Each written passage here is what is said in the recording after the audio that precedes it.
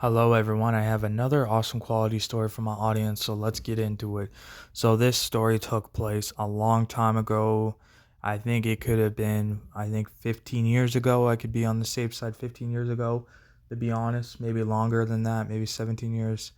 It was very long. I was a young kid. Um, we lived in a complex. It was really cool. The awesome thing about living in the complex is that there's always people around. You can always play with you can play in a big group of people, because in your neighborhood there's like a whole bunch of houses and stuff. And we had a big group of friends that we used to hang out. We had our neighbors. Everyone knew everyone in our complex, and everyone was friends. So it was pretty cool. So like in the winter time, we'd go out there. We would make like we used to make like snow castles and stuff. And we actually were so passionate about it as a team. There would be like four or five of us, maybe six of us. We'd all build it together, and we would actually make a nice castle thing. And we would literally put like water on it overnight so it freezes and it gets hard. It was pretty cool. We do that, or we would just have we'd have like you know snowball fights. We'd have snowball fights with a group of people. We'd bike ride, play on scooters. Everything you think of as a kid likes to do. We'd play sports in a group. It was always fun. We were always outside. Our parents got a break because we were always outside. We wouldn't come back until pretty much when it gets just starts to get dark, right? Um, in the winter, it gets dark earlier, so we would have to come in earlier. But yeah, it was pretty fun. It was pretty awesome. Um, you know, there was people outside our complex that we don't know very well. Um, and of course, there's always those rotten kids in the group. There's always those troublemakers.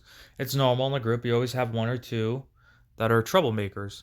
Well, there was one particular time where I guess there was this old grumpy old man, and he literally I don't he literally would drive over to our complex. Like, he'd go around the circle, and he would start yelling at us or screaming at us and telling us not to throw stuff at his window or something. And there's a few times we're sitting there saying, nobody threw anything at your window, nobody did this, I don't know where you're getting this from. And he's like, well, somebody did. And I said, we didn't do it. And he's like, okay, just don't do it. And we're like, all right, cool. But there was okay, there was one time that this old lad, this old guy, he was an older guy. Um he was even older than my parents, and you can tell just by looking at him. But I guess the point of the story is that he there was one time I was at my other parents' house. I have two parents. I was at my father's house on this weekend. We hang out with him on the weekends, pretty much almost every weekend. And basically, we were at my other parents' house, and we're having a good weekend and whatever. And apparently, by what I got told, is that this old man came over, knocked on my other parents' door, and said, "Can you tell your kids to stop throwing snowballs at my window?" And my parents said, "Why would you say it's my kids?" He's like, "Oh, because I saw them throwing snowballs." And then my parents like, "Well, you're mistaken. First of all, my kids are not even here. They're at their other parents' house. They're not even here. So I don't know why you're knocking on my door accusing my kids when they're not even here."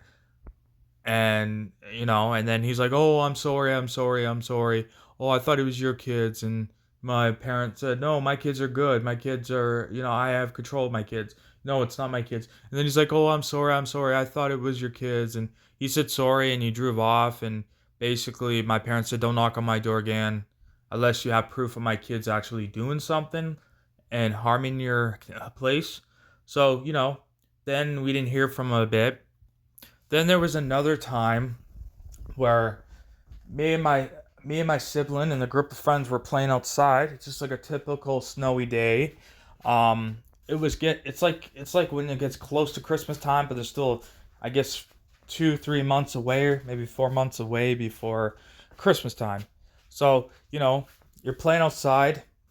It gets dark early, and we're just sitting there, in a group making a snow castle thing, or those big hills where you try to dig holes and you make and you try to dig under it.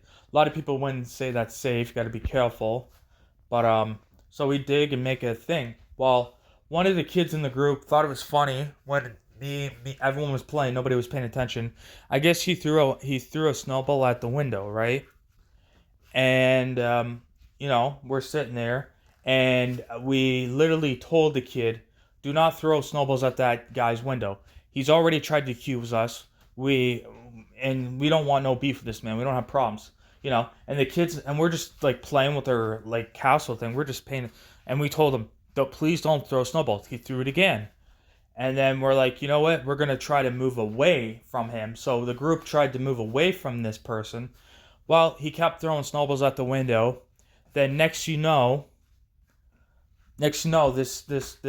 guy comes over yelling and screaming, saying, "Who threw blah blah blah," right? And he started screaming at the kid, right? And of course, we're sitting there saying it wasn't us. Well, we just took off inside because he didn't know where we lived. Well, the kid who did it started blaming all of us, even though we had proof that it wasn't us. And I had the witness to back me up that we didn't even do it. We wanted no part of it.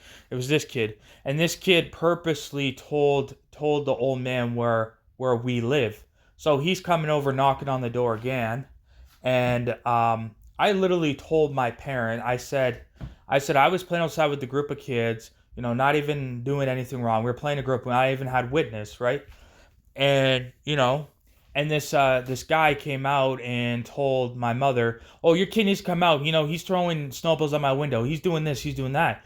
And my mother said, "First of all, you already came to my door once, and you knew it was my kids. So why are you saying it again? And my kids didn't throw snowballs at my window. And first of all, my kids are not coming with you outside. So." And then he's like, "Oh, the cops are coming." He's freaking out, right? And then I told my parent, I said, "Listen, I already told you the story." And she's like, "Oh, I believe you. Don't worry." And I'm like, "Okay," because I never threw snowballs, you know. And then my mom's like, "Well, if you're lying, you will go to jail. You'll do some jail time, this and that." And I'm like, "Yep, I have nothing to worry about." I literally sat there, not worried about anything. I wasn't scared because when you shouldn't be scared when you know you didn't do anything wrong and you have proof that you didn't do it, right? So he's out there. He called the cops and he's freaking out and stuff. And it was pretty much bedtime, right? And I'm sitting there and I'm like, "Oh, it looks like no cops came." And my parents like, "Well, I have no idea what to say. I guess you're lucky, aren't you?" I said, "Lucky for what? If the cops came, I wouldn't get in trouble because I had proof that I didn't throw the snowball." Parents are like, "Yeah, you're right." And then next, it's been the second day, third day, and the next week, the cops didn't come, and I'm thinking, "Oh, maybe nothing's gonna come out of this." I thought he called the cops because apparently we snooze snowballs, right? Um, and then what ended up happening is, so nothing really came out of it. All I did is I wasn't too concerned because I knew if something came out of it, the cops came and this and that. My parents would back me up. I had proof that it wasn't me. We already have all the proof and evidence we need if the cops came. Like, you know what I mean? So basically, what ended up happening is the cops didn't end up showing up. I didn't have to deal with them. This kid that's trouble, nobody played with him. Nobody wanted to hang out with him because he was a troublemaker. Nobody wanted to get in trouble. So we just hung out with the good kids. There was like 5 of us that were good kids. We hung out all together while he was left out. And of course, this kid started crying to his parent, saying they don't want to hang out with me, this and that. And then they tried to come over and say, "Why do you not want to hang out with him?" Well, first of all, he's already tried to get us in trouble many of times. He lies. We don't want to hang out with him.